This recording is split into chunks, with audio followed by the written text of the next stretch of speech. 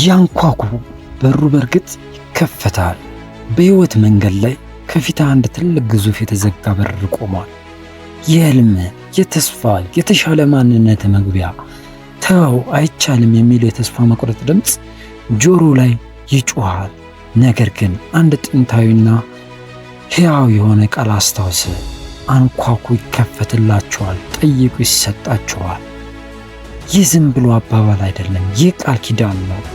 የመጀመሪያው ማንኳኳት የእምነት መገለጫ ነው። እዚህ ላይ ነኝ፣ ይህ በር ለእኔ እንደሆነ አምናለሁ ማለት ነው። 10ኛው ማንኳኳት ደግሞ የጽናት ማሳያ ነው። እያንዳንዱ አይሆንም የሚል ምላሽ እምነትን የሚያጠራ እንጂ ተስፋን የሚያጨልም አይደለም። ስኬት የአንድ ጀንበር ተአምር አይደለም፣ የብዙ ትንንሽ ማንኳኳቶች ድምር ውጤት ነው። የጀመርከው ሥራ ቢንገዳገድ፣ የምትፈልገው ለውጥ ሩቅ ቢመስል አትቁም። መጽሐፉ የሚለውን አንኳኩ እንጂ አንድ ጊዜ ሞክሮ አይደለም። ድርጊቱ ቀጣይነት ያለው ነው። የማያቋርጥ ማንኳኳት 2 ነገሮች ያደርጋል። አንደኛ በሩን ያንቀሳቅሰዋል።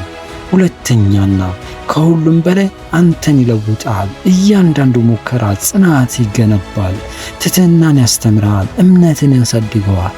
ስለዚህ ተስፋ አትቁረጥ። ዛሬ ካልተከፈተ ነገ በይበልጥ ጸልይ፣ አንኳኳ።